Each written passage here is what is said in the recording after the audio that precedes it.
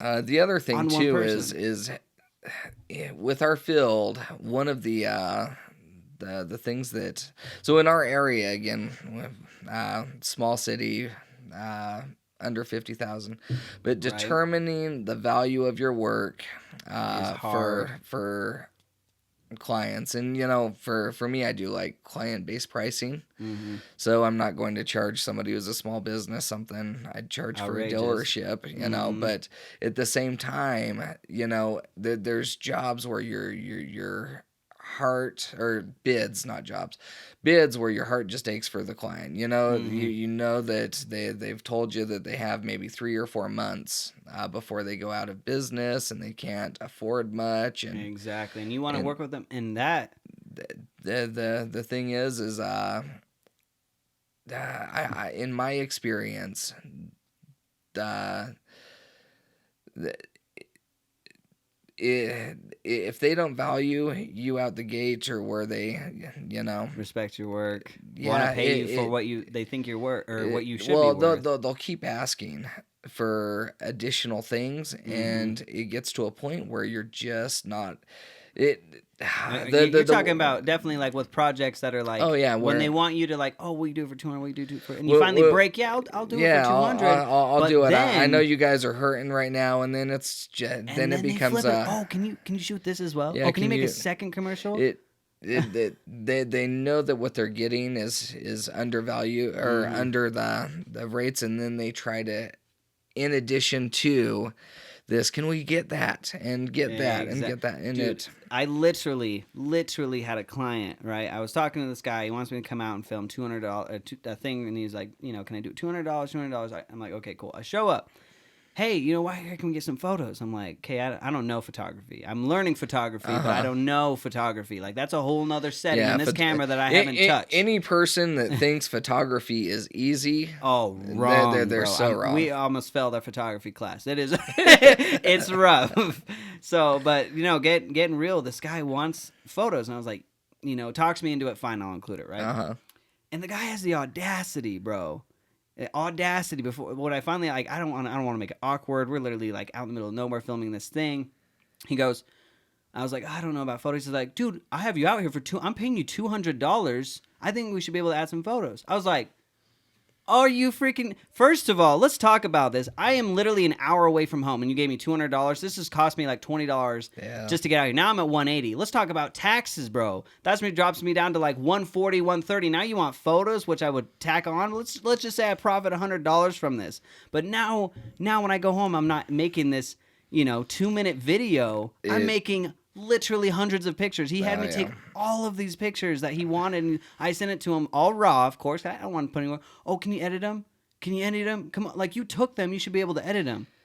I'm like, the disregard that some clients have of like how hard this stuff is, especially like when they're just not thankful. Like, if he was just like, yo, can you take some photos for me, please? Like, well, I'm like, oh, I'm not a photographer. He's like, oh, that's cool. I'm like, well, I can take them for you, but I don't know how they'll turn out, but I'll give them for you. And he was like, oh, and he was like, yeah, thank you, man. I would love that. But when people are like, have their hand out, are ungrateful, and they're like, oh, I deserve this. It's like, no, you deserve what I promised you. I promised you a $200 worth video of me coming out, of my time, not charging you travel fees, not charging you anything extra, taking some pictures for you. Was that a real estate one? No, out of it wasn't curiosity. real estate. Okay, I get that a lot. So I'm sure real estate agents. Yeah, I've done several real estate things, and I literally have to tell them, I have a promotional going on right now that we could do this under, but it's gonna be extra. This is specifically for the video. And that's what I'm saying. It's like, being a sole proprietorship compared to like a business, it's harder because we are our business. Like, we are our business. So when we go out there, we're like, yeah, like, I can definitely take some extra photos for you. Like, that's not my bad. It's just, I hate when people expect things, or when they assume. It's the same thing with the wedding. Like, that's where the contracts come into play. Like, with the wedding, it's like, now on a piece of paper, I can reference, like, this is exactly what you're going to be getting by hiring me to be your videographer. Because I've had too many times, like, oh, I saw one of your videos had drone footage. Like, you didn't get drone footage from me? It's like, well, no, we didn't talk about drone footage. Like, well, can you go back and get drone footage of the venue? It's in town. It'll be like really quick. And it's like, but it's like, you don't discuss those things. But you just think in your mind when I say, hey, I'll shoot your wedding. This is this and this. This is what I'll do. But then there's stuff that you don't talk about. at So the it's end of the like, day, it's hard because you hate being the bad guy. I do. You know, and that's the Hit worst the nail thing on the is hammer, because bro. it just Wait, hammer on the nail, whatever. yeah, you But- got it, you got it. Well, at the end of the day, like either you're put in the position where you're the bad guy, or you're put in the position where you should have said no, but you didn't, and now Yeah. you've increased your workload fivefold. At the worst time. Yeah. Yeah, doesn't that remind you of a project we shot Oh, with a man. wedding? Yeah, so Same exact thing. I mean, this was before this nuclear project. When we pull up to a wedding to film this wedding, we promised again, wait, and that was almost the exact same thing. Yeah, But they wanted every single second man, of their wedding film.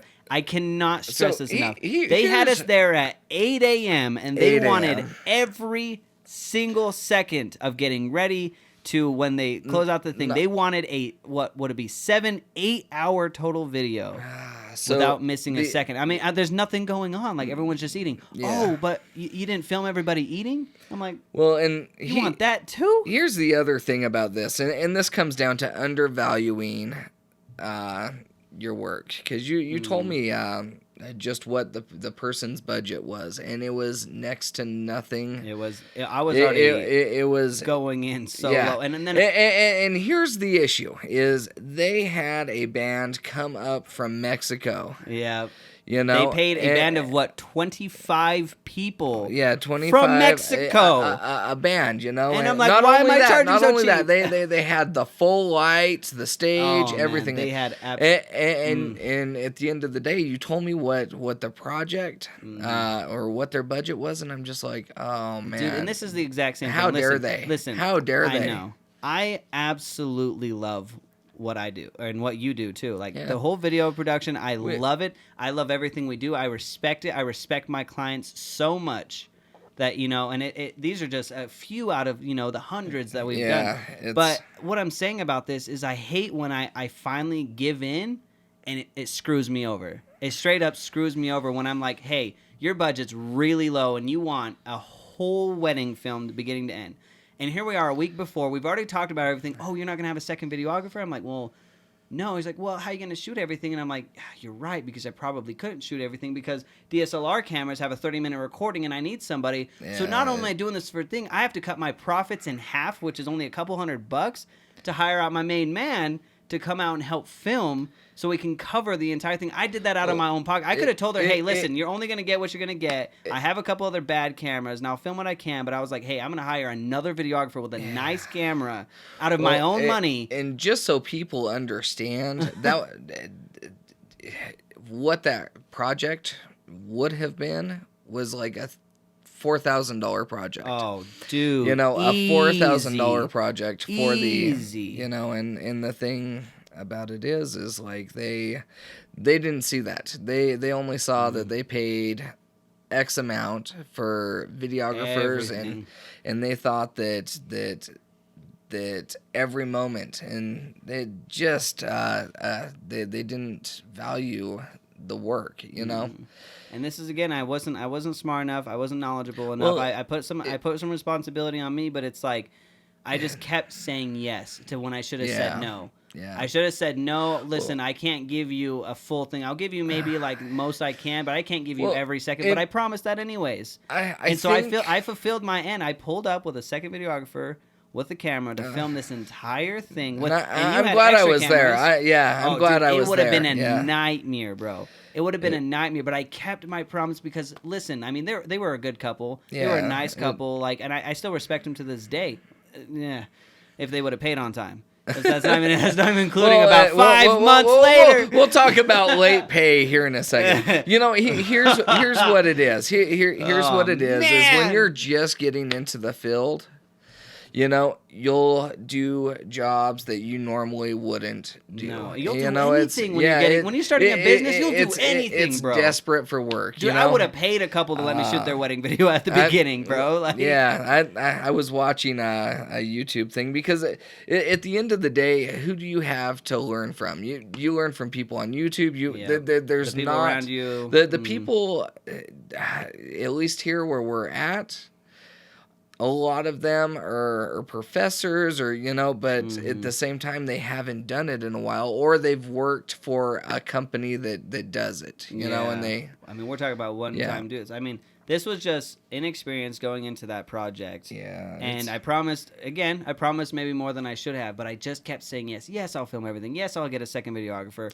Yes, I'll pay him out of own pocket, not charge you $1 more. Yes, I'll do X, Y, Z. I just did so much. It goes down to that thing that you're so afraid to be the bad guy that you'll lose the job. Exactly, bro. And that's where I sat down. I was like, I'm just going to do yes. And then finally the whole thing's over, bro. And I did everything, bro. I did everything I promised. I felt good when we finished. I was like, man, this is going to be a lot of work. We're talking about 10 plus hours of footage.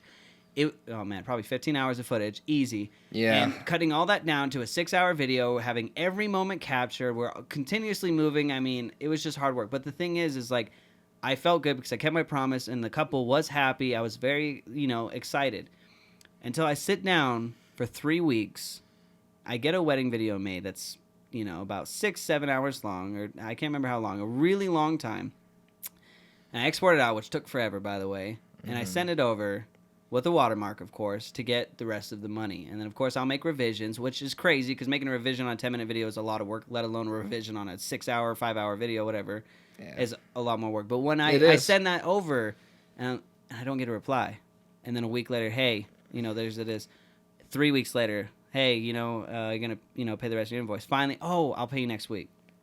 That whole back and forth, I'll pay you next week, I'll pay you in 2 weeks, I'll pay you next month, don't get a reply. I'm emailing. This went on for 3.5 months.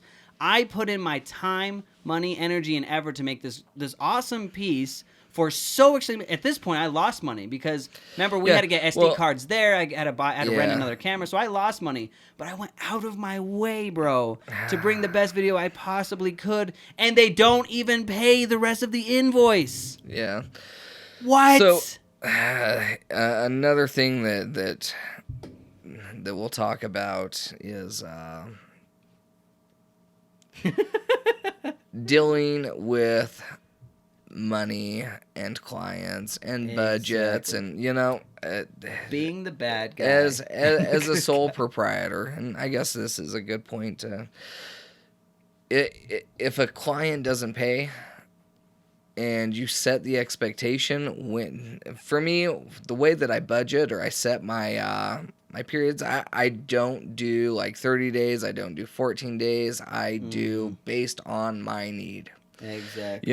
If a client is wanting to do a video or whatnot, and they ask me what my time frame is, there's two things that I factor in. One, if they're a business, if it's a large amount, if it's typically I have them pay everything up front. Okay. Right. If they tell me that they can't, then in my mind I'm thinking, okay, well, I have this bill and this bill and this bill that need to be taken care of. That total amount is this. We'll add an extra $100 to it, and then that way I don't have to worry as much. Exactly. 6 kids, food, whatever, all of those things. You got a lot to worry about. Yeah. So if there is an expectation that somebody is going to pay a certain day, you got to plan on that income, and especially like you say, it will kill you when they don't. So I mean, you gotta say, hey, when I say this money is due, on December 15th, you expect December 15th so you can use your finances around. It's not like we're making all this money. For God's sakes, we have a lot of stuff loaded up on credit cards just to even try to start this business. And that's the